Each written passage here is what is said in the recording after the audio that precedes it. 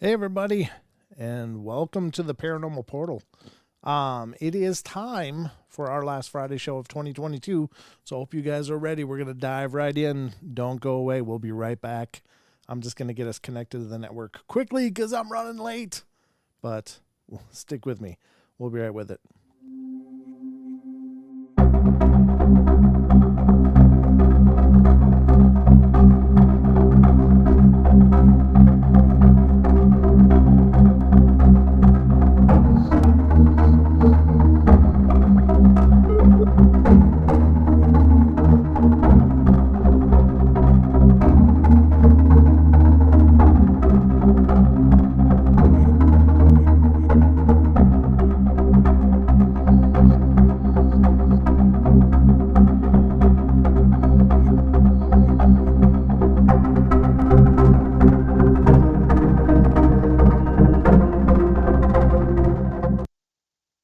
All right, everybody. Welcome to the last Friday show of 2022 as we're diving into the end of the year. Welcome, everybody. Thank you so much for being here. Hi. How you doing, John?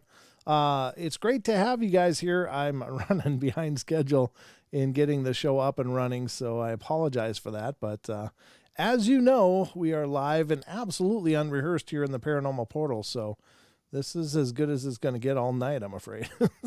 I hope your expectations are reasonably low and you should be entertained. Hope you guys are doing great, and welcome to our journey. I am Brent Thomas, your host, as I'm continuing to try to finish setting up my show for the night. You can see the kind of pressure I'm under here at all times, but it's okay. I love it, and I know you guys understand, so with that in mind, I'm still setting things up. 1 second while I keep this going. None of this is easy. I may make it look easy, but it's not easy. So welcome, everybody. It is Friday night. As always, we have a lot of things to get through. I've got a bunch of stuff pulled up for us to enjoy and peruse throughout the journey tonight into the Paranormal Portal. And hopefully you'll leave here feeling like you spent your time wisely. Let's see. Anything I'm missing on the front end here? I don't believe so. I think it's all business as usual. But again, we're going to be at New Year's Eve tomorrow night. Some of you are at New Year's Eve now or into the new year already. For those of you across the pond, one of the ponds, the Pacific pond, you're already into the next day. And I don't even know. I get confused with the time conversions and stuff. But I think it's New Year's Eve over in Australia now, or maybe New Year's Day. Hell, I don't know. But I know they're ahead of me and ahead of all of us. So hope you guys have got 2022 all wrapped up and feeling good where you're going to leave it. And I'm just really looking forward to 2023. I am planning on doing a show tomorrow night. I believe Sheldon Thomas will be here to join me, and we'll get into that. But tonight, it's just you and me. We're it. We got to keep this ball rolling. So hopefully you guys feel like participating. And remember, for those of you that do belong to the Discord server, there was a question of the week up. I haven't looked much of today because I've just been slamming and jamming all day long. But I know we had some great responses for the question tonight. But if you haven't answered it yet, please head over there and do that before we get to that segment. So I guess the best place to open the floodgates here on the Paranormal Portal and dive right into everything is where we always start, the news. Let's get into it and see just what we can tear up here on the news festival on the Paranormal Portal. So, ladies and gentlemen, the Paranormal Portal news. I'm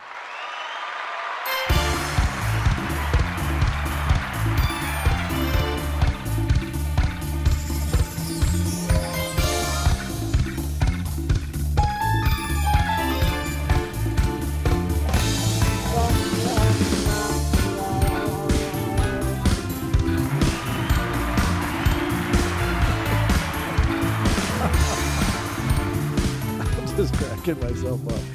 I'm just hitting buttons here like crazy just to keep it interesting for those people that are on TFR Live or iHeart or TuneIn or TalkStream Live, because they don't hear that theme song that all of you hear on YouTube, because of the way that, the connections work, it's kind of a nightmare. But someday I'll figure out something to make it more cohesive and universal. But right now, you get my random clicks of the sound pads, and that sets up the news. And so this is the Paranormal Portal News Desk, and I am your anchor, Brent Thomas, as we dive into all of the weirdness I could pull up and get ready for your informative entertainment. Hopefully you get informed. Hopefully my objective for the news is that it might not all be good news. It might not even be interesting news, but it's going to be maybe some things you didn't know before you came here. So hopefully you leave here knowing something you didn't already know. So with that in mind, let's dive into it. I've got some articles pulled up here that we're going to start getting into. This one's kind of interesting. I don't know what it is. What is our fascination with I got to be careful how I phrase this, because it might sound a little gross, but what is our fascination with big holes? I know. I'm such a child. I can't help it. It's just there. But if there are some of you out there that were fans of Coast to Coast Radio with Art Bell, you're familiar with Mel's Hole, and that was quite an enigma of a story, based upon some hole in Washington State that seemed to go all the way to hell or something. I don't know where it went to, but it was a creepy thing, and it was all the rage for a while. It's I've not heard anything about it since Art Bell's time, but maybe there's still a story there. I don't know. But the first story on our news festival for today is coming from unexplained-mysteries.com. Amazing site. Please check it out. Please support what they're doing over there. These guys are working really hard and doing a hell of a job. Just an amazing job over there. So again, unexplained-mysteries.com. But the first story tonight is trippy video shows camera being plunged down a 300-foot hole in the ice. Yep, you heard it. They plunged a camera into a 300-foot hole. I guess they probably found the bottom at some point, and it was kind of like a tunnel all the way down. But let's see what happens. I don't know how long this one is. No, it's not too long. But I guess there's a little video clip, too, that we might be able to check out. It's from ABC News, it looks like. But it says a PhD student in Antarctica recently captured footage of a camera being lowered down a deep borehole in the ice. Have you ever wondered what it would be like to venture deep beneath the ice in Antarctica? Enter Austin Carter, a PhD student with the Center for Old Ice Exploration, which has got its own acronym, COLD-X, who recently captured a fascinating video clip by lowering a camera 300 foot down in a borehole in Allen Hills, East Antarctica. The team's mission was to find and extract some of the oldest ice on the continent, an objective that will help scientists better understand how the Earth's climate has changed and will change over time. Potential studies for boring are first identified using radar and GPS surveys. The goal is to extend the ice core record of climate change back as far as we can, COLD-X director Edward Brooke told Antarctic Sun. Antarctic Sun? They got their own newspaper or something in the Antarctic? Well, anyway, they must have. You can check out the footage yourself below. Here's the footage for those of you that are on YouTube. For those of you that aren't, I will put a link in the TFR chat, and you can check it out for yourself if you so choose.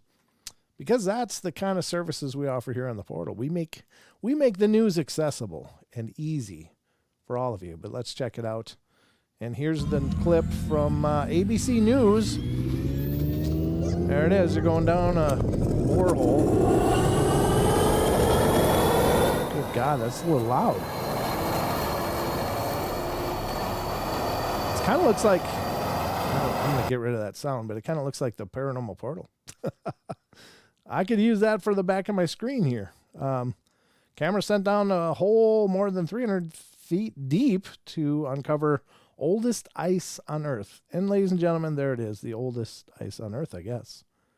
Okay, yeah, I think it just kind of repeats, but it's the same series of images. So yeah, that's what it looks like to dive down a 300-foot hole of ice.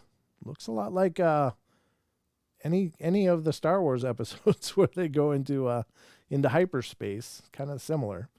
But anyway, there you have it. Ice holes abundant in Antarctica, apparently. So that's the first article up for grabs here on the portal, and hope you found that interesting. I'd never seen that before, but then again, it's kind of similar to any other hole I imagine you diving into. I'm just going to leave that there. All right, so that's the first story up for grabs here tonight. But wait, there's more. That's not all I did for you. I went and pulled up a whole bunch more from unexplained-mysteries.com, and we're going to get to those now. And the next one up on the Festival of Fun here on the Paranormal Portal News is, in case you were wondering what an old Egyptian pharaoh looked like, well, you're in luck, because they apparently have figured it out. Scientists recreate the face of Egyptian pharaoh Ramses II. This is by TK Randall from December 28th, 2022. And for those of you on the video feed on YouTube, there it is. That's apparently what he looked like. And quite honestly, not an incredibly remarkable looking man. It's just looks like some guy that might be down at your deli or, or your neighbor across the street or something. I mean, he just looks like another person. You always kind of think, well, these people were larger than life, but they were just people. The impressively lifelike image was put together by a computer based on 3D scans of the pharaoh's skull. Thanks to some remarkable advances in computer technology, it has become increasingly possible to digitally recreate the past, and in particular, to look upon the faces of those people who haven't walked the earth in hundreds or even thousands of years. Yeah, it looks like anybody, anywhere, really.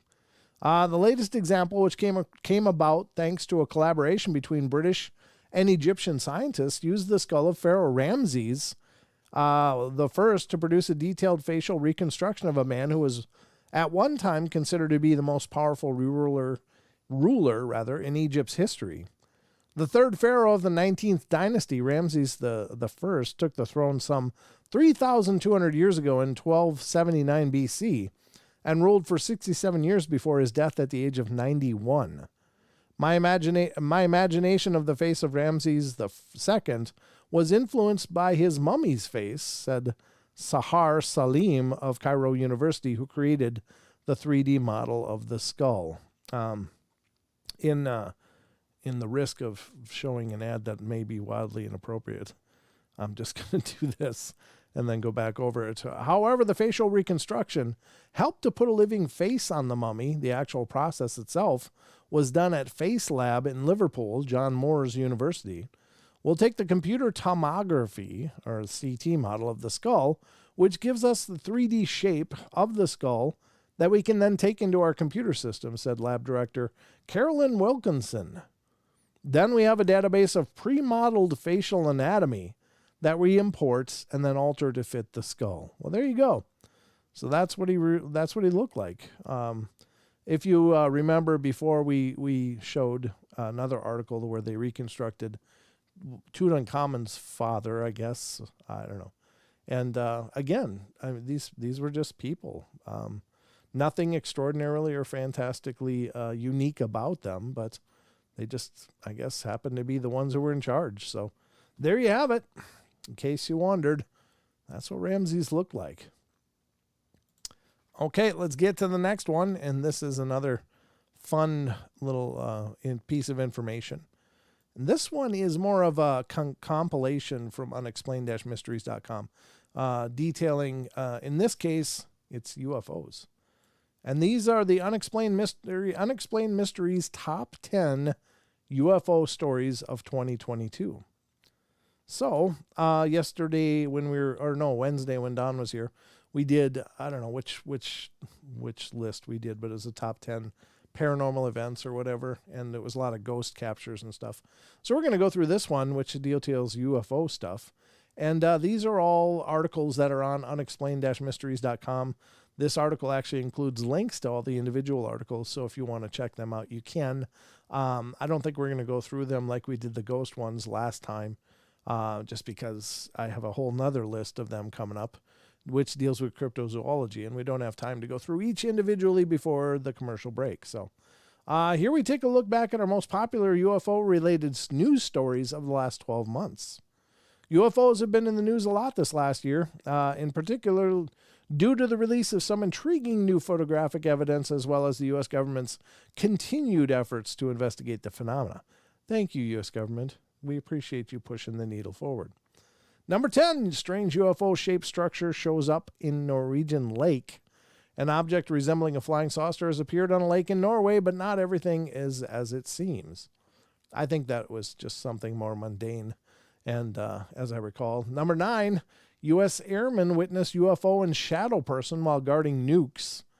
Adrian Reister, the former U.S. Air Force nuclear weapons technician, has spoken out about his experiences, and that was an article that we definitely covered. UFO hacker number 8, Gary McKinnon, shares what he found. 56-year-old made headline news in the early 2000s after he was caught hacking into U.S. government computers. And as I recall, I'm going to just look at this one because I think he didn't really reveal much of anything.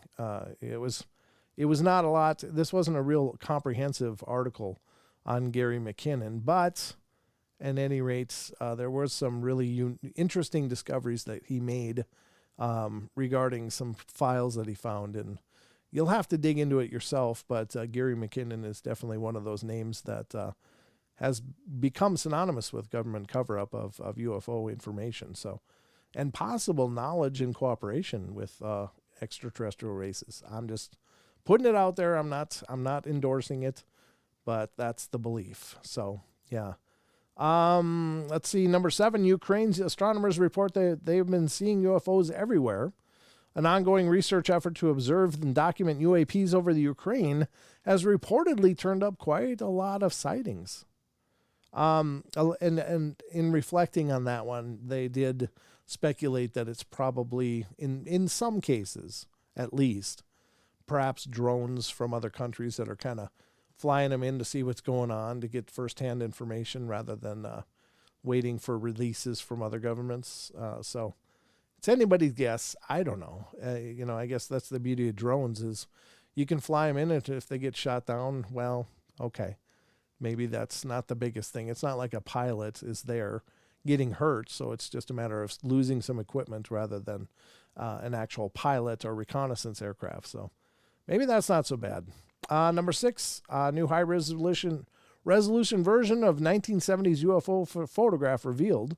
Taken from a plane in 1971, the image shows what appears to be a metallic saucer flying through the air. And we'll pull this one up and have a quick peek at it. There it is. I don't know.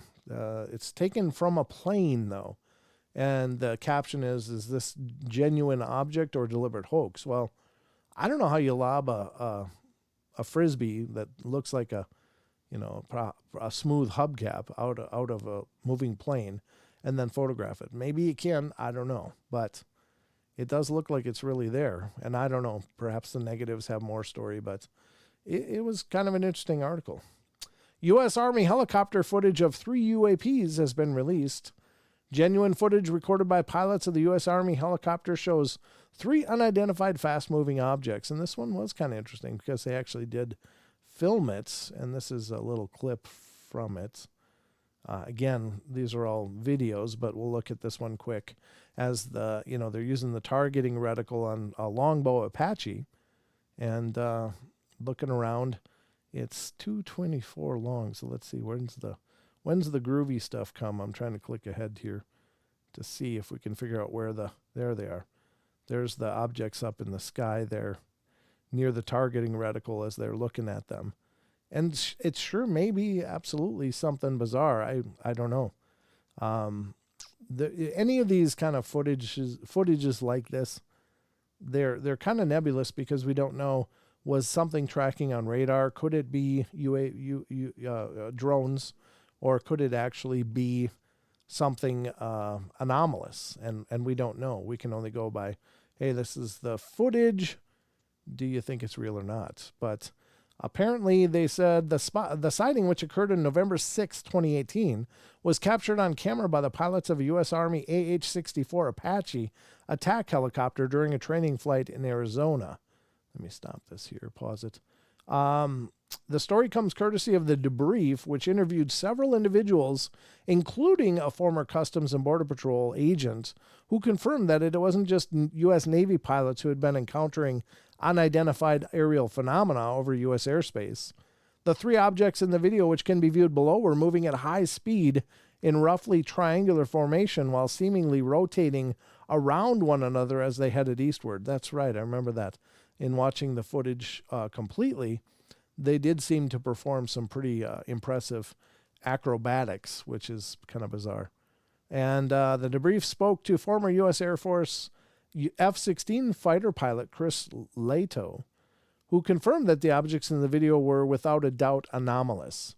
The tracking rate is exceptionally fast, he said. Even if they are only a mile away, I calculated they go between 1.28 m, well past the speed of sound. So the circle dance maneuver is just not possible.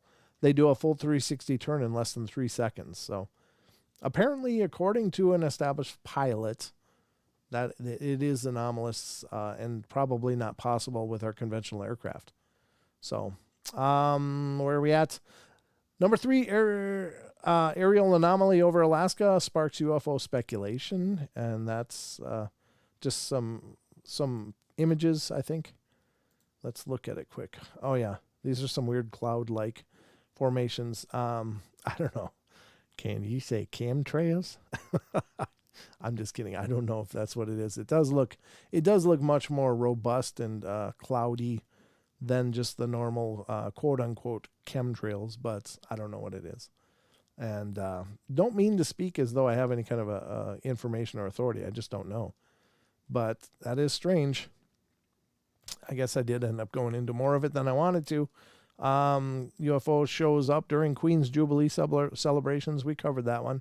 Classified 1990 UFO photograph has surfaced 32 years on. And that's this one. And that is pretty impressive. I don't know. Looks like it could be legitimate, genuine, but you be the judge. I don't know what's real and what's not. That's, I think, a conventional plane there, and this is the anomaly, so that's pretty weird. It says a photo taken by two men who spotted a strange object above Scotland in 1990 has finally been published. So it sat around forever, and that finally made the publishing rounds. So I don't know. You be the judge, but could very well be. So that's kind of a longer, comprehensive article. I'm going to skip past the cryptozoological one until maybe tomorrow, because I don't think I have enough time to do much more of the news tonight. So we'll do a couple quick stories here. I'm going to go into some archive stuff, and this one is from 2010, March 12th, 2010, from unexplained-mysteries.com. And the article is Southern Russia overwhelmed with purple snow. What makes snow purple? I'm not sure I want to know. I know what makes snow yellow, but purple? I don't know. Residents of southern Russia were perplexed this week after purple snow started piling up in the streets. Scientists believe the strange colored snow is the result of massive dust cyclone mixing with snow clouds in the upper atmosphere, and it's believed the dust is from Africa. Well, that's a hell of a long way for dust to go. The very morning following the widely celebrated Women's Day, people in southern Russia could not believe their eyes when they found purple snow piled on the city streets. Makes me think of Deb.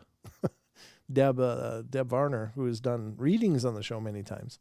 She is the purple mystic, so maybe it was her snow. What were you doing, Deb? Just saying, I don't know. I don't pretend to know, but that's pretty curious. Let's see how we're doing for time. Yeah, we got time for the last one, I think. This is a weird one. I didn't know if I wanted to talk about this one or not, because it's a weird birth anomaly. But allegedly this is true, and I remember hearing about this years ago as well. And I don't think this is a real common thing, but it's obviously some genetic throwback or some genetic trigger that just got fired in this little embryo as it was forming. But This is from unexplained-mysteries.com, March 10th, 2010. Baby in China born with tail. Surgeons in China have successfully operated to remove a 5-inch tail from a 4-month-old baby girl. 5 inches. The highly rare case saw the tail actually grow larger after the girl was born rather than smaller, and doctors at the hospital have said that the odds were 1 in a million for such circumstances occurring. The little girl, called Hong Hong, was born with the tail, but it had since doubled in size, reports the Anhui Market Daily. Her father, Hao of Lijing town in eastern China's Anhui province, said that he had been shocked to see the tail at birth. I wanted to cut it off when she was born, but doctors suggested we wait some time as a newborn is too weak to take such a surgery, he said. Well, I guess she was old enough now. It is kind of interesting. I don't know if that's some weird, like I said, genetic throwback to when we were just crawling out of the primordial soup, so to speak, if that's indeed how we came to be, but that is strange. What would happen if they would have left it? It would have kept growing? I don't know, but as far as I know, kids don't need tails, so probably a good thing they cut it off. But anyway, this has been the news. Let's go to break, and we'll come right back to some more of the Paranormal Portal, including the questions of the week. We'll be right back.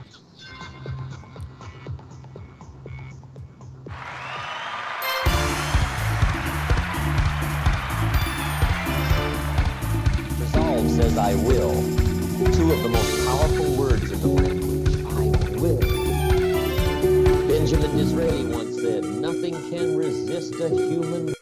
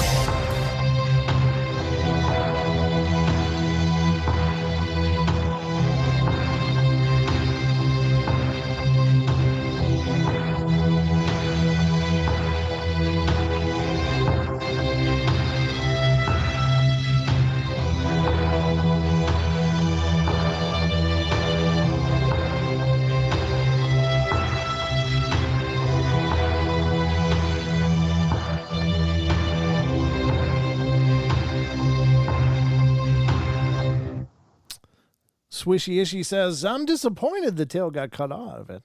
Would have been interesting to see the end result if it was left to develop. Yeah, it would be. But can you imagine being that kid and how hard, how difficult life could be going forward with a tail? I don't know. Maybe it'd be incredibly magical. I don't know. It's hard to know how kids would respond to that. It could certainly ostracize a child and like nobody's business, and that would be horrible for that child to endure. But I'm with you. I'm kind of curious about what's up with the tail. What's up with a kid growing a tail that doubled in size to about 5.5 inches by the time it was 4 months old. What was going on there? And earlier, the Swishy Issue suggested that perhaps it's the next level of evolution for us. Maybe we're going to have tails. I don't know. And I don't know. It could be possible. I guess our tail bone is something we all have, but it just ends in kind of a little pointy stub. But clearly this child's continued going. Now, I would imagine that would be also scary because I'm sure nerves would be running down that spinal column as an additional appendage. And so what kind of nerve damage would that do by severing that? And maybe none because it's past all the vital organs and stuff, but it just makes you wonder. And you got to wonder, is it possible now that person's offspring could then be more genetically predisposed to develop these tails as well? I don't know. It's just speculation, but it's an old story, 2010. So I don't know what kind of update that would be, but if it was 4 months old in 2010, well, it's definitely a teenager now. The child is definitely a teenager now. So maybe there's more to the story. Who knows? I've never heard much more, but there you have it. So there you go. I mean, this is a great example of people taking things from the news that they didn't already know. Mission accomplished. You're welcome. Just a thought. The phone lines are open if anybody feels the need to call in, wishes to call in to share something paranormal, or just wants to weigh in on something we're discussing. That's always fine. So the number is 720-923-0500. It's right there. You can see it. So if you want to call in, that is an option. The phone lines are always open on the Paranormal Portal. So, okay. Learning something new every day, Brent. Good, John. Glad. You're welcome. I just take the bows everywhere I can because that's how I roll. I wonder if it's possible to blow up the chat size as well. I know that I've seen some streamers that have an entire monitor that's like off screen is devoted just to their chat, and it's like really big. Now, granted, they're generally using Twitch, but I wonder if it's possible to blow up I should just keep stretching it and see what happens here. Does it get bigger? No, it just gets wider. Okay, so it doesn't seem to be possible to blow up the font size, at least not through here. Maybe there's another way, but for now, we are all set. Okay, so now we're going to move into a segment that's been a lot of fun for the last few months. We've been doing it, and it ties in our Discord community with the live shows. So in case you aren't aware of it already, yes, you heard it right. The Paranormal Portal has a Discord channel. And I'm going to put a link in the YouTube chat if anybody is interested in joining it. You are welcome to become part of our community. We'd love to have you there. And so it is there in the YouTube chat. If anybody's a Discord user and wouldn't mind being involved, that'd be a lot of fun. So without further ado, we're going to get into the next segment, which is the Discord question of the week. And the question of the week is our opportunity to pose a question before every live show, pending, unless we have a guest, then there is no question posted. But to hear your guys' thoughts about the strange phenomena in the paranormal. And it's also an opportunity for those of you in the Discord community or outside of the Discord community to send in questions that you would like to have asked as well. Like there's something you're wondering about and we haven't hit on it or much on the show, and you'd like to see where people sit. What are their ideas? Well, just email it to me at paranormalportalradio@gmail.com or brent@paranormalportal.net, because paranormalportal.net is actually the homepage for the Paranormal Portal. It's out there on the interwebs, and that's paranormalportal.net. And you can email me there at brent@paranormalportal.net. So, but let's get to the Discord question of the week and see what's cooking on tonight's question. So first of all, we're going here, and then we're going here. Whoops, not that one.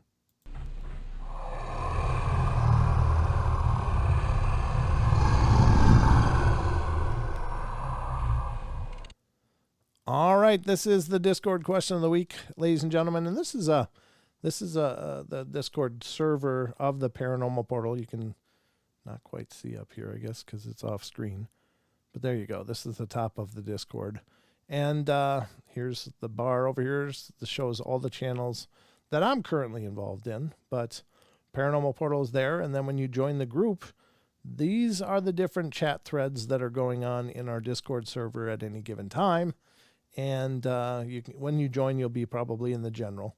And you can see I haven't had enough time today to look at it too much, but the questions of the week is right here. Along with above that, there's a Discord tutorial. So if you're new to Discord and you joined, why are the questions so hard? I don't know. Are they hard? I'm sorry if they are. I'd love, if you've got better questions that might be easier to digest, please, let me know. A lot of times it's me thinking of these questions, and I'm always going a mile a minute in my head about this stuff. And so maybe I'm aiming too high with some of these, and I'm sorry, but it's stuff that I'm genuinely considering or wondering about. And so I throw it out to you guys. But we've had many great suggestions from community members as well that have been wonderful questions, Maggie included. So here's the questions of the week. Where the hell is it? I got to see where it is. Okay. Wow, we got some questions. We got some answers. All right. Tonight's question of the week for the Friday show. It is, precognition is the ability to see things happen before they actually do. Some have demonstrated a profound ability for seeing the future or future events, while often it is without the person's direct control. Two-part question. 1, do you believe precognition is possible? And 2, if so, does this demonstrate that time is not a linear or concrete thing, and that perhaps time is not what we believe it is? What do you think? Yeah, you're right, Maggie. That was a little deep. All right, that might have been a little much for one question. I apologize if that was a lot, but I'm still interested in your thoughts. Maggie is the first responder on this, and she says, I do believe precognition is possible in some form. Having experienced a couple of times, I have no control over it and only knew with hindsight. Yeah, I totally can relate. Time is a human construct, and so it's probably not what we think it is. There is a controversial theory that the past, present, and future exist simultaneously, and our experience of time may be blinding us to its true nature. Scientists say if I post the article, I got this quote from it. Scientists say I'll post this article, and I got this quote from in the Strange Phenomena thread. I listened to someone talk on this theory, and basically, if I understand it correctly, the future self could influence us in the past. In the same way, we may think we can influence our future self normally because time isn't, according to the theory, linear. It's a huge concept to grasp. Me not sure I get it fully, and this is a very tricky question and hard to answer. Yeah, you're right, but great thoughts, and Happy New Year. And Happy New Year to you as well. But great thoughts. I appreciate your reflections on it. I believe the if I'm understanding the terminology correctly, and I might be absolutely brutalizing this, so forgive me, but I think it's called non-Euclidean space-time, the idea that the past, present, and future are all simultaneously happening. Like in this very moment, the dawn of all things is happening, as well as the collapse of all things, or at least a transition to whatever is next of all things. So from the quote unquote Big Bang to the eventual collapse of the universe, is all happening simultaneously and everything in between. And perhaps it's our awareness that moves through these cycles of events. Now, there's some things I like about that theory, and there's some things I don't. One of the things I don't like is the idea that it feels concrete then, that there is already a predetermination. But I think it's also different from that, because I think it also embodies the multiversal aspect of time, in that everything spiderwebs in choices.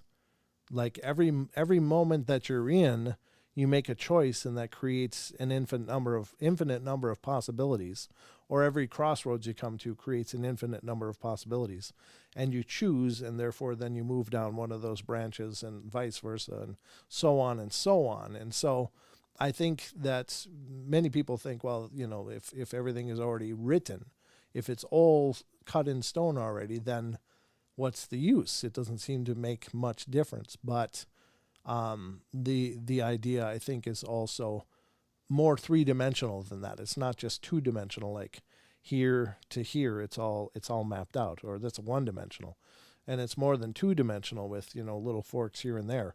I think it literally goes three-dimensionally in possibilities, and that's where we are more of a multi dimensional or universal consciousness. As we move through our experience, we may end up going through many of these different realities.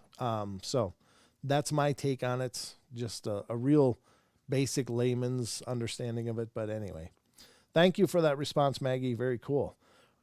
Ghost Magnet 81 says precognition. Jeez. Okay. All right. Microphone. There we go. Precognition is possible, Brent. You read my story on your podcast a while back. Season 2, episode 62. That's awesome. I love it when you guys remember when you're on the shows, because I just yesterday was asked, hey, do you remember that you read one of my stories on your show when I told you this? It's like, no, I don't. And it's not because it wasn't fascinating and absolutely amazing. It's just because I've been doing this for 6 years, and hundreds of stories and thousands of emails. And so it all gets kind of, into the soup. So I don't not remember, for lack of caring. I don't remember because I'm just not capable of remembering that much. So I appreciate that, though, and I'll have to listen back to that again. If anyone is interested in hearing about my precognition of JFK Jr.'s plane crash, I remember it now, yeah. It's the last story of that episode, and it's just one of many I have had. I don't like them, but can't seem to stop receiving them. Yeah, exactly. Like, it doesn't seem to be really directionally controlled by any experiencer, but there's definitely people that have had precognition.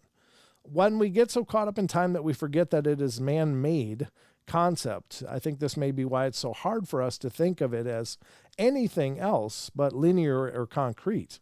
If we let go of the concept of time that binds us to this earthly realm, which now is next to impossible with our finite minds, we could understand better such concepts as other dimensions or realms existing at the same time as our 3D created linear timeline. If we let go of the parenthetical bounds, wow, that's a great word, we cling to in our minds, many things would fall into place and be explained or possible, such as the footsteps that just stop in the 411 stories, or the now you see them, now you don't Bigfoot stories, or the Mandela effects, deja vu, premonitions, and precognitions. If we let go of our concrete notion of time and allow the flow of what we call time, I believe the magic of this world would show itself more and explain itself to us better. God didn't create time. He separated the dark from the light and called them day and night. We then took that ball and ran with it, and look at us now, too busy to do anything but stress ourselves out. Sorry so long. Don't ever apologize. I love long responses. So the unknown says, that was beautiful, by the way. Thank you. The unknown says, I don't know if it's possible, but to me this interferes with fate and free will in a way. If you can see the future, does that mean that our future is already set in stone? If you can't see the future, does that mean we have free will and our future is what we make it? Or Am I so far off that free will and fate have nothing to do with seeing future events? What is deja vu? Is that seeing future events? Is it not polite to answer a question with a bunch of questions like I did just now with answering this question? That is the question. Laugh out loud. Have a good day, everyone, and send me a notification if I'm not here, because this is an interesting question. I'd like to hear the answers. Hi, Maggie, Rachel. Hi, Brent, everyone. Yes, I know I'm an idiot. Laugh out loud. No, you're not an idiot at all. And those are all real valid questions. But, I would have to respond that precognition may give people in certain situations the ability to change their path. In other words, consider someone about to travel, having a nightmare. Something is going to be wrong with their flight, so they don't take it. And then the flight goes off, and then maybe something happens to the flight, some devastating, horrible event. But that precognition did save them from experiencing that same fate. So maybe, I think that it's oftentimes precognition just gets overlooked as, well, that was weird. Why am I dreaming about that? And oftentimes people don't even know what it means until after the event actually happens. And then it's like a frustrating experience because, God, if I'd only known, could I have helped? Could I have put a stop to something tragic happening? And that's the frustrating part. But there are plenty of experiences people have had where they've been able to change their fate, so to speak, and avoid calamity. And so that's the good version. All right, then we got Fathom 13. I had to look at that. I was like, what is that? I need new glasses.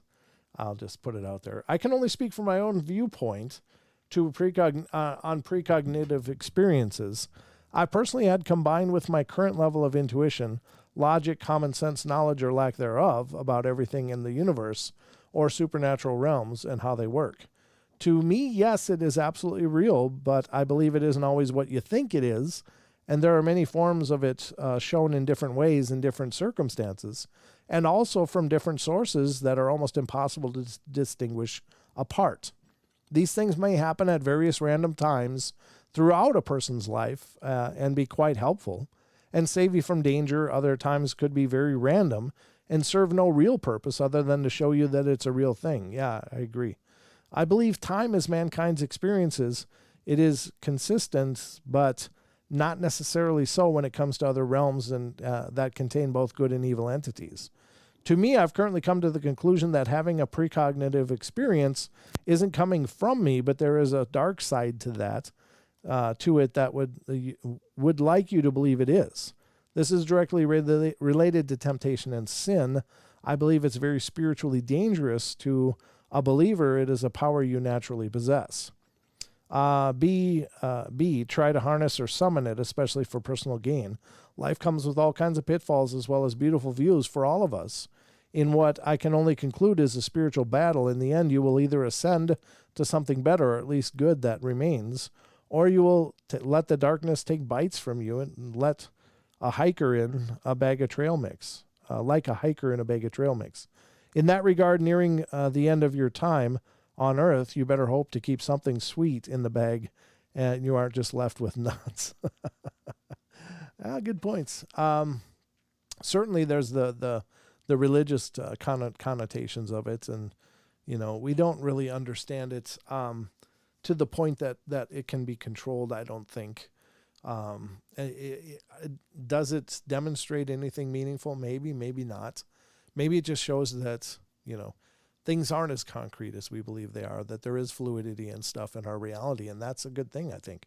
When we believe that, the bumpers are up and the guardrails are up and all we can do is one motion forward because that's what time dictates, then that's kind of a defeated place for us to exist. So I think the idea that time is perhaps fluid and dynamic, as is our reality, that's kind of liberating in a way. But, take it how you will. I don't know if it's possible. To me, it interferes with whatever. Shepherdess says, I would say that if there is a known future and precognition exists, then, and there is a free will, which I believe, then it means that the known future is the calculation of all the decisions made by free will. So no matter what we choose to do, it is known. Knowledge of something happening is not the same as making it happen that way. So even if God knows the way we will use our free will in any given area, it is still our choice. Just another way to look at it. Yeah, good point. Good point. I think that, if your heart is good and if you're thoughtful and observant to your religion, your faith, these things don't degrade from that. They may show more of God's reality or the reality he built for us. I don't think we understand the nature of God and the world that he created for us to exist in. So I think that's a lot of times these questions are just leading us to understand maybe a little better the mind of God, if that's possible. And I don't necessarily believe it is, but I don't think the questions are wrong in and of themselves, because I think this part of our journey is to understand the divine. And so that's what we're trying to do. Within says, I am certain that precognition is real. I know that clairvoyance is real. So I think that if precognition exists, despite a person's inability to control it, there must be some way to practice precognating to strengthen your skills. If you agree that all life forms are eternal and infinite, then time may be a necessary tool to give us a sense of evolution and growth. Yeah, like a measurement. Yeah, that's a great point. Yep. It's kind of the ruler that we all stand next to just to see how we grew in the last year. That's not a bad way to look at it. Thank you. I appreciate that input. Rachel 101 says, yes, I believe precognition is real. It's possible that all time exists all at once. And the quantum threads of time drift into neurological structure of our minds on that quantum level. The slight entanglement that lights up on the level that is the human mind. The brain processes it in the way it can and categorizes it with its own filing system, putting it in whichever section of senses it needs to. Visual, gut feeling, or complete combination of all senses as if it were experiencing it in the now. And this thread is the vision or sense that it is precognitive event. Yeah, that's fantastic. I like the whole quantum field because it's definitely bringing a whole new elements into the discussion, because it may... The quantum may, in fact, be the key to this all. All of this paranormal weirdness that we experience may be functions of the quantum events around us. And this is just part of our journey. But thank you, Rachel, for that. B. Mora says, this is an uncatchable thing. Time is an uncatchable thing. I do believe precognition can be considered unnatural by some, but can be developed by people such as in meditation or self-aware training. I believe our self or being are in many different parallels or planes at once in which we are not aware of. I agree, too. I think we are multidimensional beings, but we are very much entranced by our three-dimensional existence. And part of our journey is to reopen ourselves to that. Hence, a doppelganger, so to speak. So having said that, our doppelgangers living and experiencing fractions of a second or days ahead of our consciousness here on this plane. So having said that, it was a question. I didn't phrase it as one, but yeah. Which in turn somehow bridges the consciousness gap between ourselves to experience a precognition. I believe it to be so. That's a good point, yeah. Time is a mind bender for sure. Precognition is a system of time and it's natural. If I could, I would be a time traveler, or am I already? Yeah, good point. I guess we are. We're traveling in our present.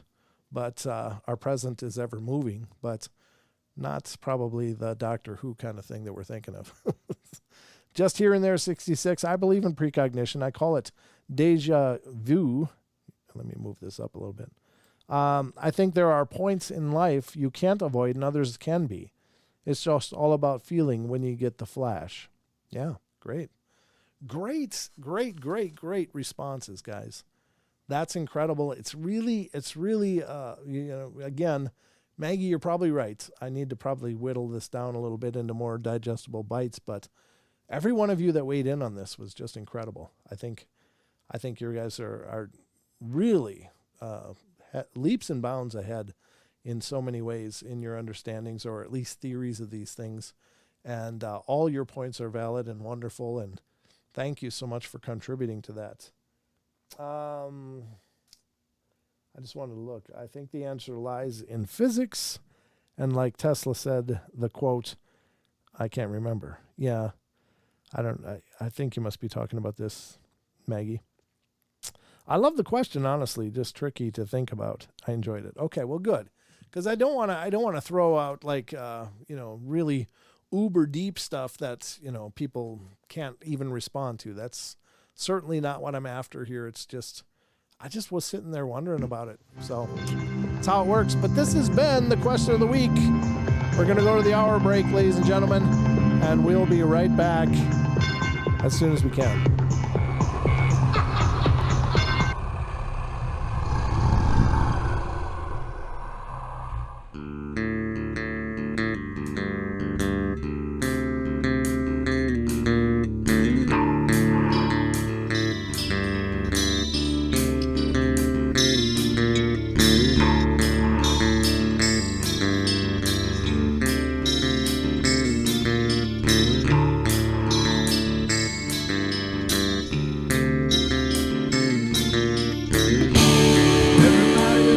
Play their games. Everybody loves to place their bets.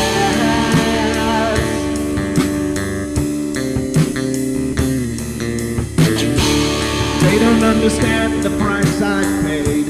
They don't care to comprehend.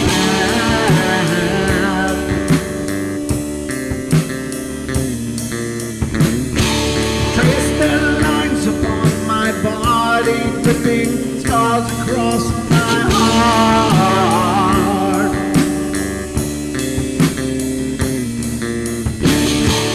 Raging anger pours inside me as their lies keep falling apart.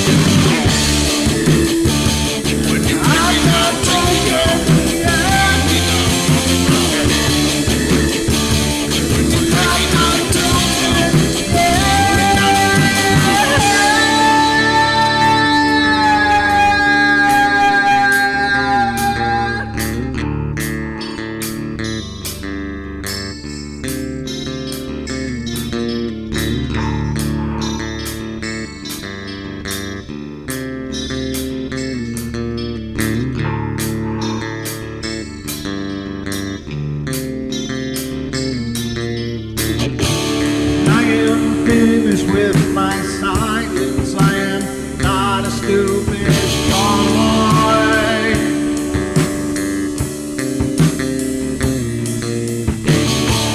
No more breaking me with kindness, just you dance upon my joy.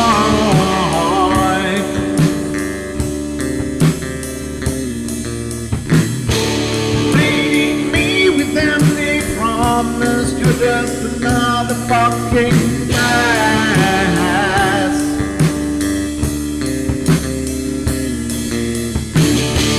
Taking off the slice of my sanity, just make sure that you're well fed.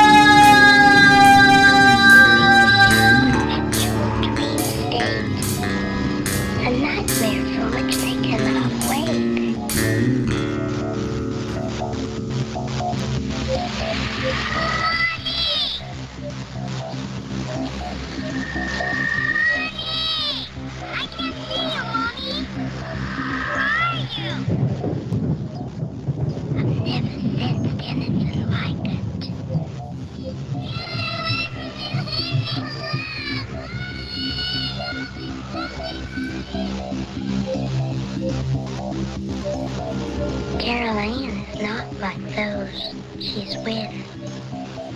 They're attracted to the one thing about her that's different from themselves. Her life force is very strong. It gives off its own illumination. It is a light that implies life and memory of love and home and earthly pleasures. Something they desperately desire, but can't have anymore. Right now, she's the closest thing to that. Poltergeists are usually associated with an individual. Hauntings seem to be connected with an area. A house, usually. Poltergeist disturbances are fairly short duration, perhaps a couple of months. Hauntings can go on for years.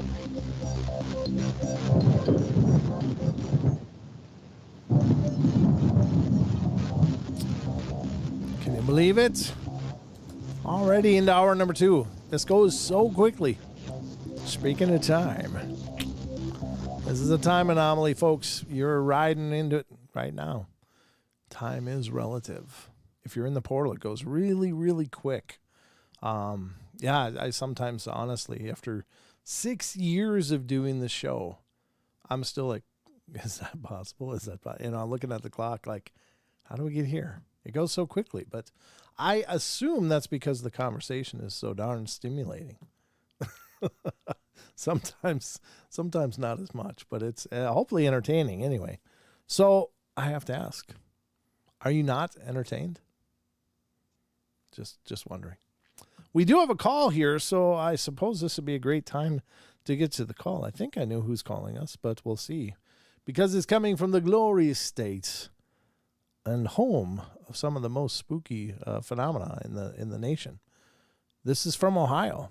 So, area code 2330, you're on the air. Hey, it is Dee. Hi, how you doing? I knew it was you. How you doing, Dee? I'm doing good. Thank you. Did you have a nice holiday? You had a precognition that I was going to call? No, I just have it was me? I just have caller ID on my call board. So nothing so. Oh, well, there's that too. Yeah, that helps. That's more technological precognition. So how are you doing tonight? Technological precognition. There you go. Absolutely. Well, I have to chime in on this because I predicted my own death twice. And once it actually did happen and I had an NDE. Oh, and the second time I managed to get out of it, but the first time I think was a soul contract, what they call, what Ruth Montgomery came up with back, I think it was in the 80s, the idea that you could end up having soul contracts like that. I'm definitely not the same person that I was before the accident. Of course, I've never figured out, because she came up with the concept of walk-ins. Yeah. Of people making the switch because they didn't, they had, the original soul had done what they came to do, or in some way was ready to leave and relinquishes through a contract to somebody else, to another soul who wants to come in. Okay. So I didn't know, and I've asked the question in my mind many times, am I actually somebody else, or am I another version of myself from another time, from another timeline maybe? Sure. Or something like that. Yeah. And I know Chris Geo's asked himself the same question. Sure. Because it is creepy. He had an NDE. Oh, shoot. What? I just lost your channel. You lost it? I'm going to have to get back there. I just lost, I just lost the portal. Uh-oh. That's But 10 demerits. finish talking to you, and then I'll get back there. Yeah, no worries. But anyway, it's weird because the second time around, the first time was the accident. I've described it on the show before. Mm-hmm. I had a dream, and I mean, everything was there pretty much. The date was like a time range that it was going to happen. Oh. And we actually took steps to try to avoid it. And we couldn't avoid it even at that, because I started out in the dream, everything was white and there was snow on the ground, and we thought I was going to be okay because it wasn't snowing that day, and it started snowing during the time I was on the road. Oh no. So Yikes. it was like, oh. And then all of a sudden, and you know how the roads get really weird when the snow comes and it's not, when it suddenly turns to snow, and then I hit a chuck hole, and the whole dream happened exactly like I dreamed that the whole thing happened. Wow. So fortunately I revived. Yeah. But I mean, it gave me the date, it gave me the whole picture of how it was going to happen. But my dad had precog dreams too. Did he? Okay. That's really interesting. So I'm just now thinking, the second time. Go ahead. Yeah. Oh, sorry. Well, no, I was Second. The delay kills us. The delay is really annoying, isn't it? It is. Go ahead. Just keep going. I'll bring up my questions at the end. Okay. The second time, you already know about. It's like I was trying to get out of my apartment so bad. And there was just all kinds of problems with my old apartment, my own neighborhood. Yeah. I was like a couple blocks from a soup kitchen. It was dangerous. It really, I mean, the apartment itself was dangerous. The place was dangerous. It was just a bad situation. Black mold in the walls. I was sick all the time. And I saw myself over and over. It was repeated. I kept having visions of myself getting carried out on a stretcher and looking down at my body. Oh, God. And I knew I was going to die. I'm there like, I'm going to die if I don't get out of here. Yeah. Literally. I was sure of it. So when I told my friends this, fortunately, they helped me get out of there and into a different apartment where I am now, which is a much, much safer, better place. Good. But I am absolutely positive that if I would have stayed there, because right after I moved, COVID hit. Oh, wow. Exactly. Yeah. Right after. And I would have been unable to get anywhere that winter. Yeah. I would have been with the black mold. I would have been having respiratory. I probably would have had a lot of, I probably would have died. There, as a matter of fact, there's a woman that I knew from there, and I just knew when it hit, I said, oh, I know she's going to pass on. Oh. And she did. Yikes. She did. Okay. Yeah. I knew it was going to be bad in those buildings. I knew it somehow was going to be really bad, and it was. Well, energetically, that place was real dark, too. Oh, it was awful. Yeah. Trying to get out of there. Yeah, I remember this. All kinds of terrible stuff. Yeah. Yeah. No. And it's really good training, though, because, I got to deal with a whole lot of things that made me almost... It really made me powerful in certain skills, Okay. Of being able to do things that I didn't think I would ever do and survive and stuff. But right. And most of it, yeah. Wow. But yeah. But I come here and it's so much better, and I almost feel like I wasn't finished yet. Well, yeah, obviously you're still with us and you're still doing great things. So that's wonderful.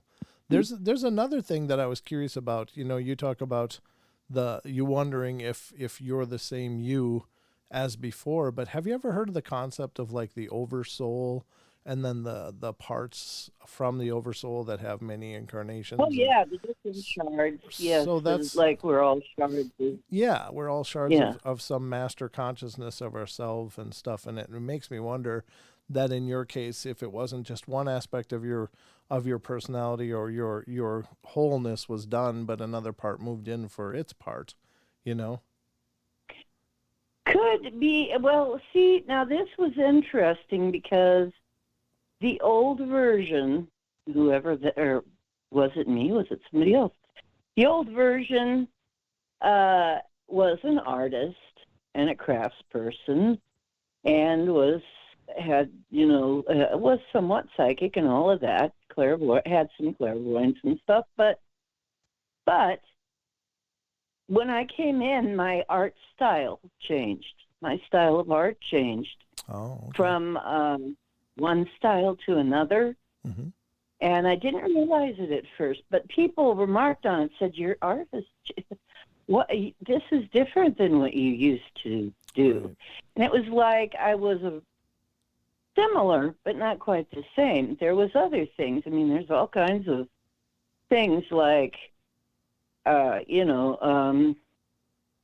my name is really Diane, by the way, but Mm-hmm. Dee's contraction of that because we had too many Dianes in here at one time.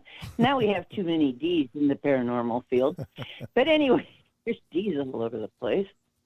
But, I had like the old Diane, for instance, hated cabbage, could not stand the smell of it. Mm-hmm. New Diane loves it. Oh, I love it.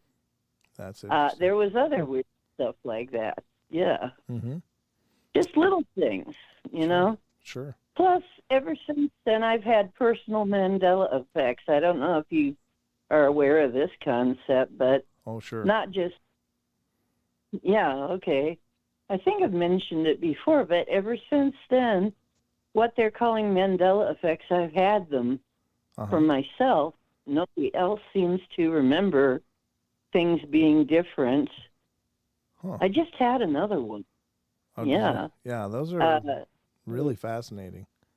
Mandela effects are very fascinating. Yeah, I don't know. Once again, I think we're dealing with it. It just gives more credence to simulation theory, I think. Yeah. I mean, from my point of view, and a lot of people don't believe that, but a lot of people with PhDs do. Yeah. Have taken a really serious look at that. Mm-hmm. And so I'm not the only one by far, but No.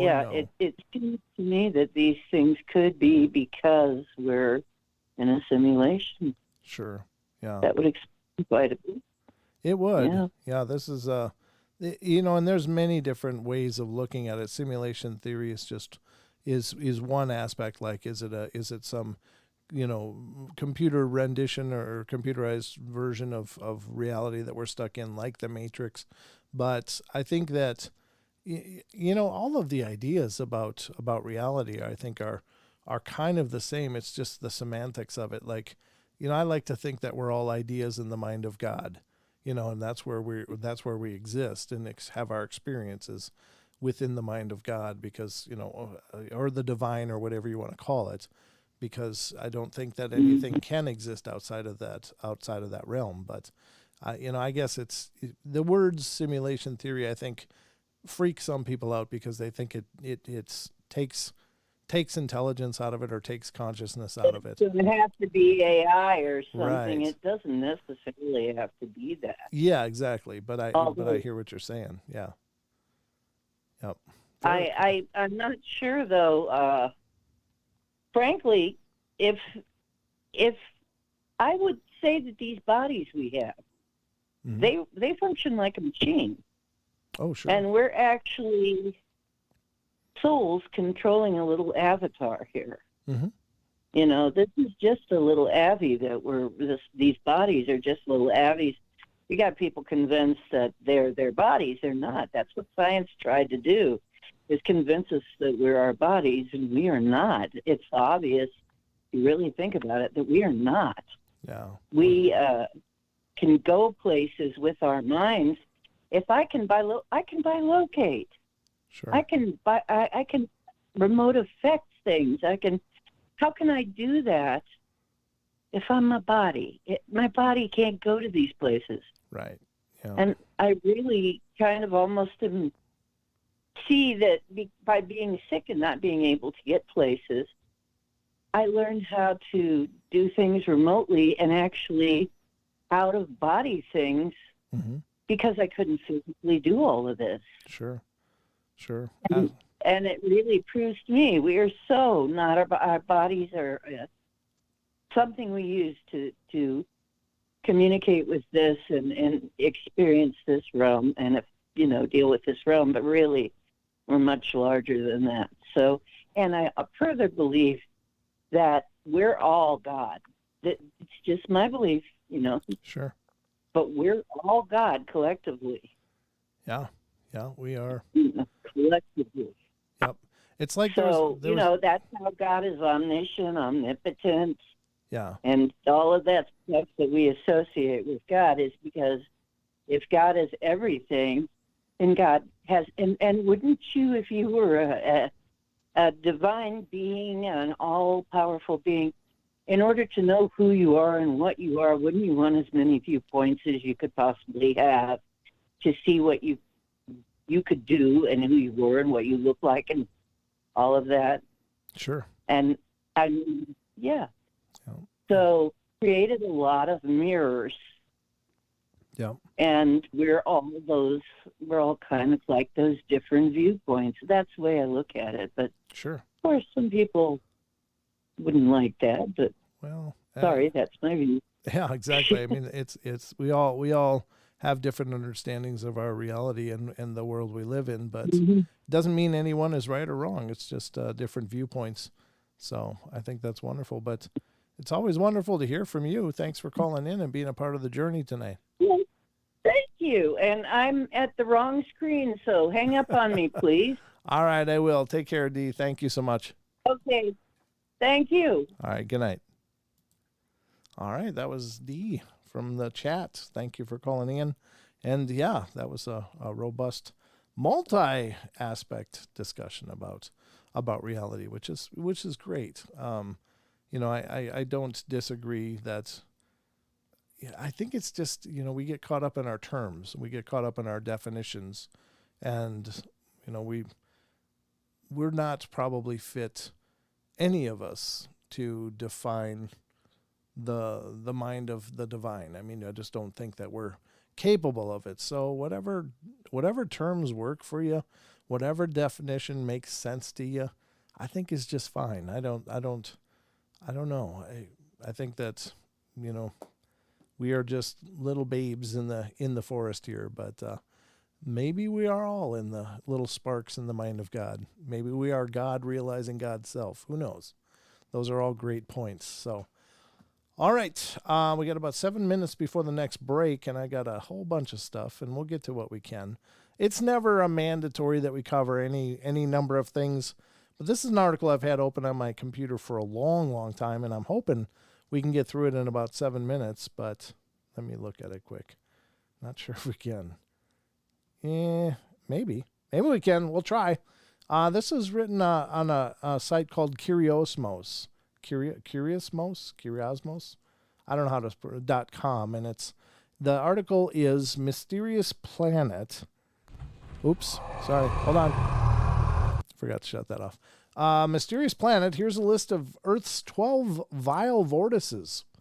Oftentimes we depict parts of our planet, locations of our planet where things just seem to go amiss, maybe like the Bermuda Triangle. But it says there are places on Earth where strange things tend to occur more frequently than anywhere else. These areas are home to the mysterious and paranormal. Vile vortices are specific places on Earth home to the strange and paranormal, where mysteries are more common than anywhere else. Any of the 12 purported particular geographic areas arranged in a pattern around the Earth is usually defined as a vile vortex. The term vile vortex was coined by Ivan T. Sanderson, who even created an intriguing catalog of vortices describing the sites as home to unexplainable disappearances and other mysterious phenomena. Sanderson was a man of many interests, but he is known as a biologist, writer, animal enthusiast, and huge fan of all things paranormal. I like the guy already. And there's a map, the 12 vile vortices. One looks like in Antarctica, one up in Asia here, one off the coast of Australia, one off the coast, the other side, out in the middle of the Pacific Ocean. Nothing in North America, but here's the Bermuda Triangle area. And just a few that are actually on land masses. India appears to have on the North Pole, so there's quite a few. According to Sanderson, who also had a great interest in cryptozoology, there are 12 main vortices situated along particular latitude lines on Earth. The most famous of all vortices is perhaps the Bermuda Triangle. Sanderson describes five of the vortices being located on the same latitude to the south of the equator and 5 on the same latitude to the north. The other 2 are the north and south poles of the Earth. This means that 5 of the vile vortices are located along the Tropic of Capricorn, and the 5 other vortices are located along the Tropic of Cancer. Only the north and south pole are not along those lines. Sanderson's interest in the vortices began during his travels and studies in the 1970s when he noticed that particular regions on Earth seemed to attract strange phenomena. Here's another map showing these strange areas of interest. And it's, I guess, very interesting. Here's the list. The Bermuda Triangle, best known of the vile vortices. Algerian megaliths is south of Timbuktu. The Indus Valley is the city of the Mohenjo-Daro, Pakistan. Hamakulia volcano in east of Hawaii. Devil's Sea is south of Japan. South Atlantic Anomaly is another one. Wharton Basin, Easter Island megaliths, east coast of Rio de Janeiro, and Loyalty Islands and the North Pole. Why these places are home to these mysterious remains an enigma, but Sanderson and other paranormal hunters have come up with different theories. These places are thought to be spread across equal distances, which some researchers have said means their location is not random and follows certain patterns. This led to paranormal hunters claiming that the mysterious vortices are heavily connected to so-called ley lines, important places where ancient people built monuments and other structures harnessing supernatural energies. And of course, megalithic sites have long been deemed as mystical in some measure or for some reason. I don't know that we understand what any of them were for yet, but it is kind of an enigma that this was a worldwide phenomena of people building these strange stone structures for whatever reason. Interestingly enough, the one is here in Africa, but there isn't any one of them up near Stonehenge, which I find interesting. And there's perhaps there's also subdivisions of this where there would be smaller enigmatic zones that would be offshoots of these, perhaps again following ley lines and such. But I don't know. Are there 12 major vile vortices? Perhaps. I guess it's anybody's guess. Oof! Had to sneeze. Much better now. I'm trying not to come down with something, but I'm doing okay. But I can feel it's been hammering away at my sinuses all day. So hopefully I can come out on top of it. Maybe it's just from traveling recently, but hope I didn't come in contact with something gross. I just don't need to be sick anymore. So that's the vile vortices. We're down to about a minute before the break, so there's not any time to get into something else at this point, but we will, of course, be coming back right after the break for more of the absolute majesty and wonder of the Paranormal Portal. Sometimes it's majestic and wonderful, but it's always a fun ride. And we're going to come back and touch base on some Sasquatch Chronicles blog because and a lot of these are not dealing with Sasquatch, but just other oddities. Wes has been working really hard on his blog, and he continues to innovate and do really cool things. So we're going to dive into some of those articles and come back. And if we have time, we'll get to some phantoms and monsters as well. But we'll see where we end up for the most part. There's just always a lot more stuff than there's time for, but we'll get to what we can get to, and what we don't get to, we won't get to tonight, but we'll probably get to tomorrow. So there's always an open dance card here on the portal. And as always, your phone calls, are much more important anyway. So I love taking phone calls. I like having discussions.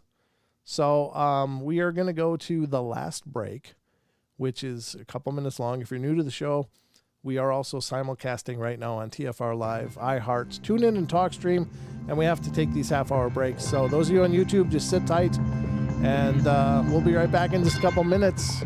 Got to pay the bills, so don't go away.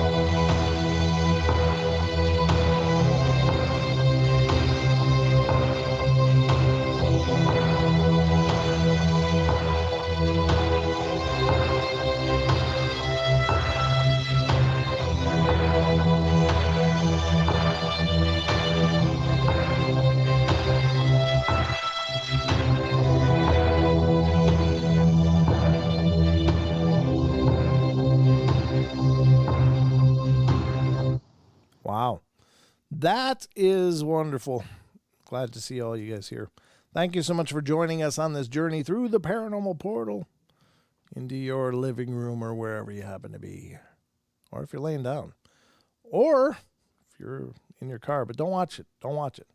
If you're driving, don't watch. Just listen. I don't want any accidents. No problems. Welcome to the last segments of the last Friday show of the year 2022, as we're about to embark on a new chapter of all of our existence, and that is 2023. Speaking of time, we're at the fulcrum of a new year. So I hope your 2023 is looking epic and wonderful. I don't know. I'm always optimistic at the beginning of every year. I think it's, every year has a chance to be great. Now, the last few years, I've been wildly disappointed in at least in the global trends of things. Certainly many good things have happened, and I'm always thrilled about that. And, to see the shows continue to grow and to continue to find new listeners and to have you guys bring new people to the shows is just amazing. So those things are awesome and continue to become more awesome. But, and I think we all have a great swell of trepidation heading into another year. It's like, oh man, I always try to be optimistic, but even I'm kind of like, well, maybe this one will be better. And, the other years, I'm like, oh, this next one's going to be great. This next one's going to be great. And they're not all terrible, but, everything is in balance, I suppose. But it just seems like things have been real heavy now for a long time. So hopefully 2023 will be a wonderful year for all of us. And maybe we'll sort through some of this garbage and figure out how to come together. That would be exciting. That would be wonderful. I remember a world where people just loved one another. Maybe that hasn't quite happened yet, but I remember it in my head somewhere. Might have been my imagination, but we're going to get to some Sasquatch chronicles, as I was saying before. Wes has been doing a lot of amazing work on his blog and embedding some really cool GIF videos on his articles, and it makes it really pretty streamlined, really. I'm really impressed. He's done a hell of a job. So I think we'll get to that now, if I can find out where the hell I'm going. I don't always know where I'm going, but I know we're on time, so if that even makes sense. I got to change some of these names. This is just crazy. How in the hell am I not seeing that? All right, I got to find it because I got to set it up right. Damn it. I don't know. It's gone. Never mind. We'll just go over to the next screen as promised. And that is this screen, Sasquatch Chronicles blog. Check it out. There's just great articles over here. And we all, I think everybody here probably has a great appreciation for Sasquatch, Bigfoot, Yowies, whatever have you. But Sasquatch Chronicles is also home for some other great articles. This being one of them, and this is from December 29th. The Border Patrol spots something strange. This is from April of 2013. Oh, I guess it's been a while, but April of 2013, Aguadilla, Puerto Rico. U.S. Customs and Border Patrol took off for a routine mission. Shortly afterwards, they saw a strange light coming towards them. Taken off guard, the pilot immediately turns on the thermal imaging camera. And the $1 million camera mounted on the plane immediately picked up the flying object. And there's the object in question. And this is what I love. You don't have to push play. You don't have to do anything. Wes has got it so that it just automatically plays a GIF or a GIF. I guess it's a GIF because it's graphics, not graphics. But this is really slick, really smooth. And you can see that anomaly, and it's moving pretty rapidly, but I don't know how big it is. It's hard to say, but let's see if it says. As they track the flying object, it descends into the ocean. Moments later, it comes out of the water, and the one object becomes two. The object flies off and is not seen again. What did U.S. Customs and Border Patrol capture on their thermal imaging camera? And there's the object again, kind of. Where did it go? Oh, there it is. Okay, it's still in the middle. It's just kind of almost phased, but there it goes. It became two objects. it's like, what is it? Is it Voltron? Is it is it breaking up or something? I don't know if any of you recognize the name Voltron or not, but it's just something from my youth. They had these little robots that formed this bigger robot. I don't know. It was funny in my head. So I don't know what they captured. But if it went in the water, came out of the water, became two things, I'm betting it's not ours. I'm betting it's not from here or from what we recognize anyway. But very cool. I'd never heard of this before, and it's from 2013. I don't know, when did this surface? How did it surface? What's the backstory on this? But it's really an incredible piece of footage. And if the narrative is accurate, this is an incredible capture. Now, again, so Neil deGrasse Tyson was on Joe Rogan, and I've gone into a Neil deGrasse Tyson rant a few times on the show in recent days, but I don't like his smug demeanor. I don't like how he offhandedly chuckles about this stuff and then just, blahs it away. And one of the things he said is, and he was talking about the Tic Tac videos. He's like, we've got phones everywhere. Everybody's got 4K or better, whatever. And why aren't there more great videos of this stuff, et cetera? And he said, we got these images from the Navy and it's, pixelated and stuff. But these images like this that you're viewing, this is a targeting computer. It's meant to target something in order to shoot at it. It's not meant to take panoramic, high resolution images to put on your Facebook profile. It's not meant as that kind of camera. It's the thermal imaging. It detects a heat difference and it highlights it for the computer lock on and start shooting things at it. So I don't know why he's such a smug bastard, but it really drives me nuts that that's his take on it. It's like, well, they got all these multi-million-dollar equipment and then they, have these pixelated, poor quality photos. Well, it's because it's for aiming missiles. That's what it's for. It's not for, Skywatch and collecting evidence of UFOs, high resolution images. So anyway, this is a great video. It's I've not heard of it before reading it right now with all of you. I think it's compelling as hell. One object becoming two is definitely not normal. So therefore it's paranormal. You might have heard it here first.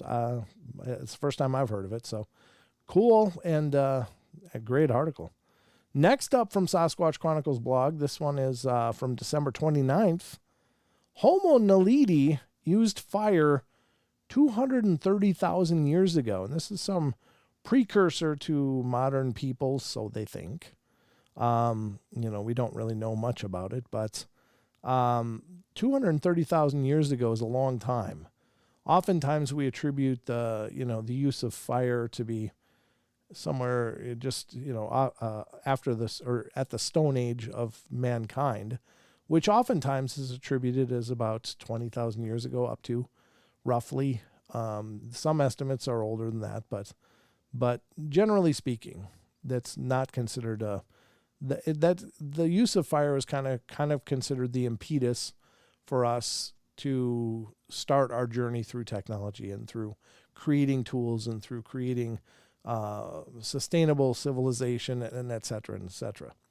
But this account claims maybe fire was used by some pre-humanoid some 230,000 years ago. So it says Homo naledi is an extinct species of archaic human discovered in 2013 in the Rising Star Cave, cradle of humankind in South Africa. The same underground chamber has now been found to have housed controlled fires thought to be lit and fed by the ancient hominins. The finds were announced by paleanthropologist Lee Berger of the University of Witwatersrand, Johannesburg. And it says, it was Berger and his team who were the first to discover this species in 2013. And Berger stated that signs of fire use are everywhere in this cave system. We are fairly confident to formulate the hypothesis that this small-brained hominid, Homo naledi, that existed at the same time we believe Homo sapiens were sharing parts of Africa, were using fire for a variety of purposes. Homo naledi specimens are estimated to have an average on average, stood around 4 feet 9 inches and weighed about 90 pounds. The body mass is intermediate between what is typically seen in Australopithecus and Homo species. So really incredibly interesting. But that's a much, much earlier account of fire use by what may be some form of human ancestor, or at least a cousin of ours on the whole developmental tree. So interesting developments 230,000 years ago.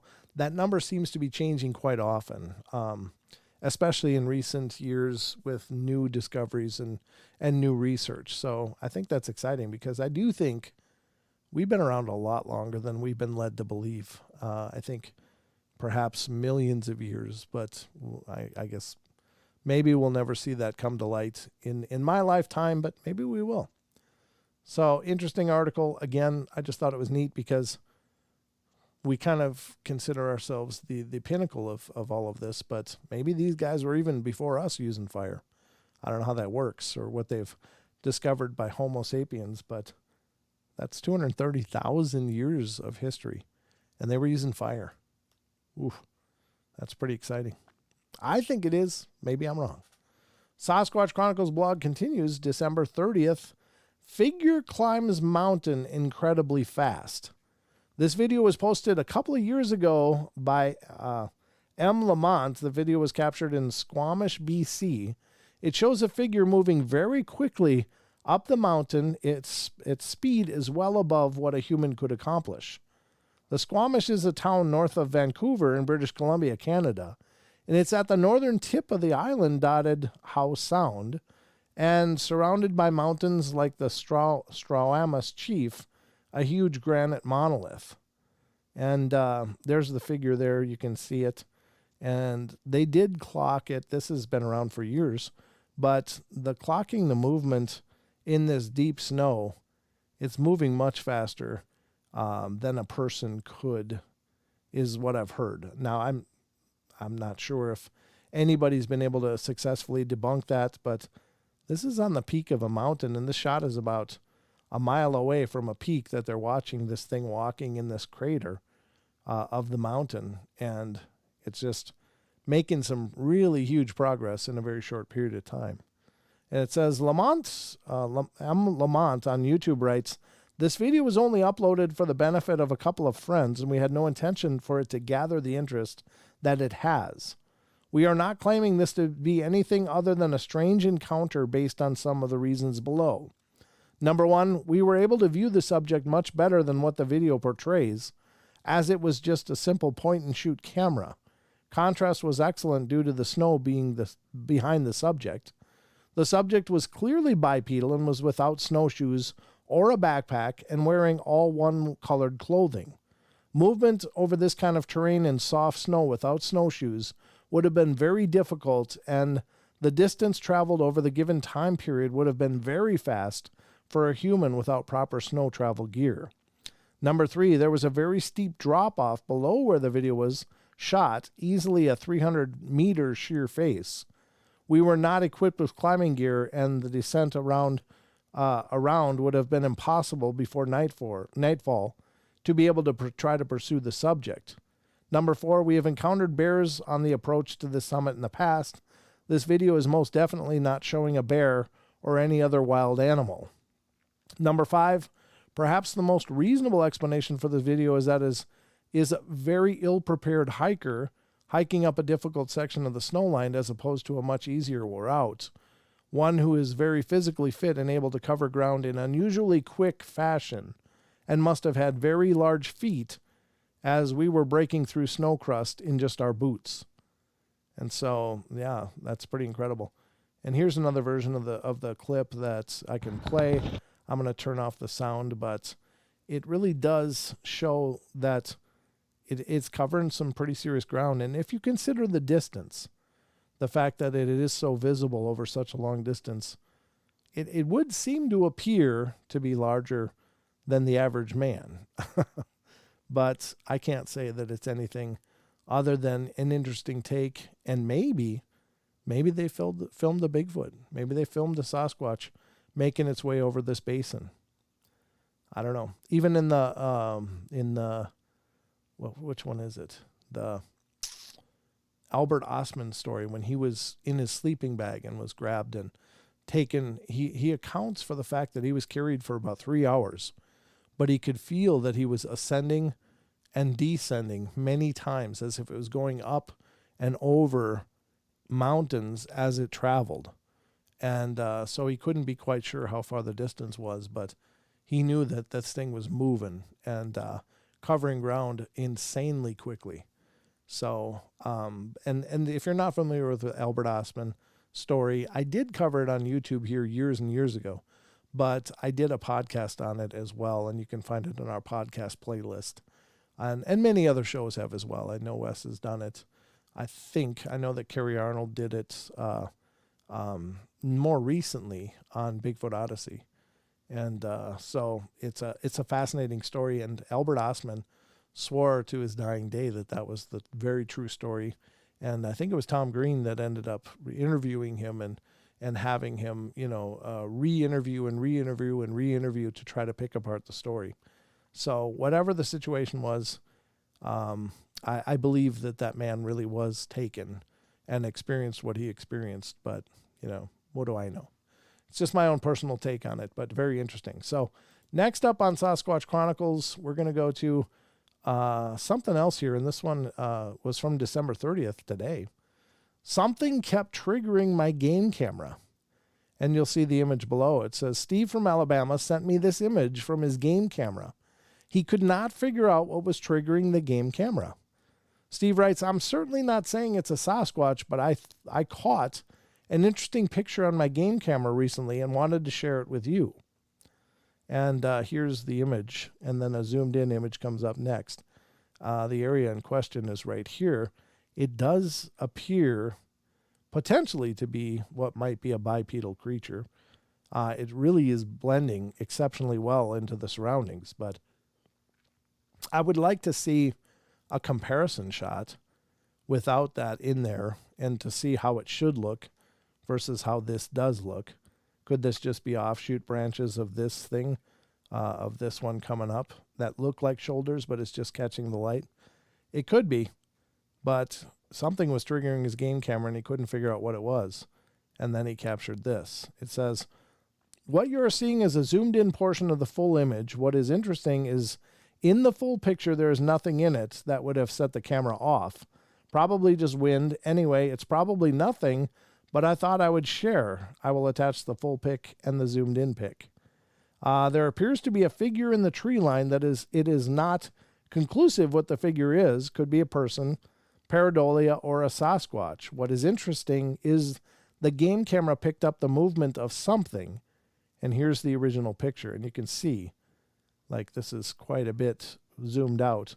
Here's the area in question again right here.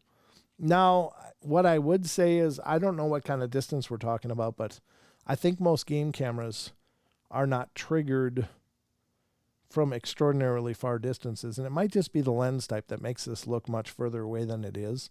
This may be only a matter of, 30 feet, but with the fisheye lens that a lot of trail cameras use to get the wide angle, this may look further away than it actually is. But here's another shot of what may be a figure. So I don't know. It does look far away in this image, but again, that could be just the fact that the aperture is quite a bit geared towards grabbing as wide a picture as it can. And so it makes everything look much further away than it is. So I think a lot of these cameras won't trigger much past, 50 feet, but maybe it's up to 80 feet. I don't know.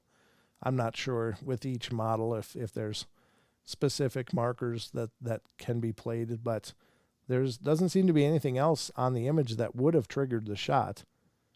But it may have flown by, like say it was a close flying insect, may trigger it, but a lot of times these cameras are set up with tolerances that it has to be something bigger that triggers the camera. Now it could be a quick flying bird that came by and it set off the timing of the equipment, but was not still in frame when it captured the image. But again, without a secondary image, it's hard to really look at this objectively and say, well, you got something there, you know. It's just one image, so, but it may very well be something. Who knows?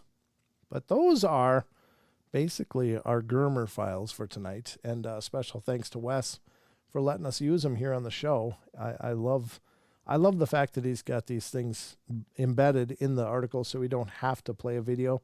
You can show the gist of what's going on just by pulling the page up. That's just brilliant. So, how are we doing? We got 5 minutes. What do I do for 5 minutes? Well, I'll tell you what we're going to do. We're going to do something a little different. Not that, though. We're not going to do that, though. Nor are we going to do that. I've got a few things pulled up here. I got to figure out where we are. Here's an article that we've been going through a little bit, techietwist.com. A lot of these we've covered on other shows.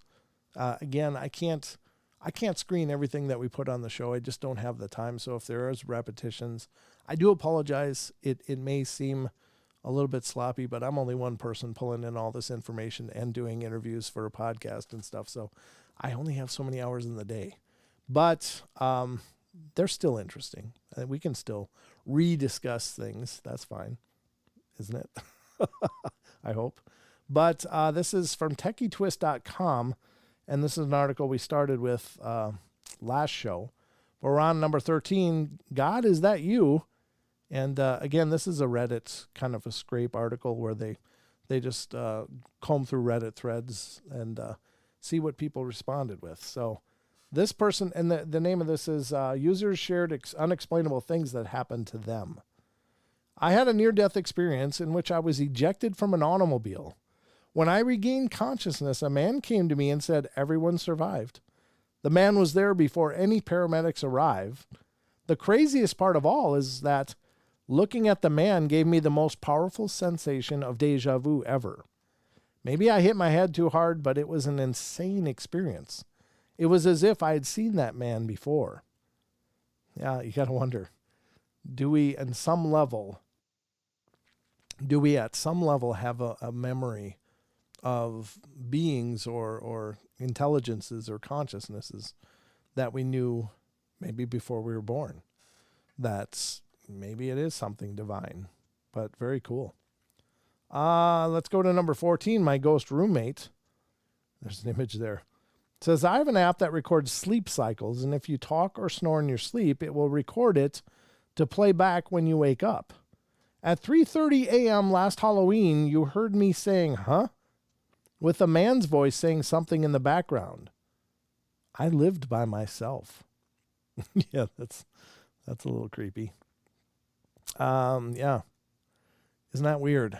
Do you wonder maybe if we do have conversations with unseen entities while we are sleeping, like if they come by, maybe it's loved ones, maybe it's just some wayward spirit, some resident spirit that can talk to us then. And what do they say? I mean, is it diabolical, or is it just kind of sweet and endearing? I don't know. I think it's kind of creepy personally, because we're not really taking part in the conversation on a conscious level. Something could be just talking to us. And what the hell is it putting in our head when we're sleeping? I don't know. Anyway, interesting. So the next one is, with 1 minute remaining of the show, not today, Pennywise. Oh, those are creepy. Something about this whole clown thing. I don't know what the hell it was all about, but there was a whole thing for a period of time where people were dressing up as clowns, hanging out in parks and stuff, and would start chasing people carrying knives and stuff. Just a horrible, horrible, stupid thing. And I don't know if some clowns ended up getting shot or whatever, but that's a quick way to get really hurt. All good, Paranormal Portal. Thank you, RB More. I appreciate it. I was in line at the store checking out, and I saw a creepy little clown head decoration. Naturally, I told my friend I hate clowns. I felt the tap on my shoulder, so I turned around, and a clown looked down at me and whispered in my ear, "But we love you." Oh my God, Don, I think he'd be probably fudge striping his underwear if that happened to him. That man does not like clowns. He is particularly bothered by clowns. So, yeah. I don't know if I'd like that, though, either. Number 16, the light in the castle. My best friend's little sister had been struggling with cancer for a long time. Oh. She was almost 5 when she passed away about a month ago. Recently, I went to my best friend's house to hang out. I think BFF is best friend forever, right? To hang out, and there was this big toy castle that her sister would always play with. We were just sitting there when out of nowhere, one of the lights in the castle turned on and made a noise. We think it was her. I agree. And I think we're out of time, ladies and gentlemen. So remember, love you all, be good, be kind, be nice, take care of each other, help each other out, find the magic in every day. And remember to laugh as much as you can. We'll be back tomorrow night with Sheldon Thomas, hopefully, and we'll bring in part of New Year's Eve. Good night, everybody.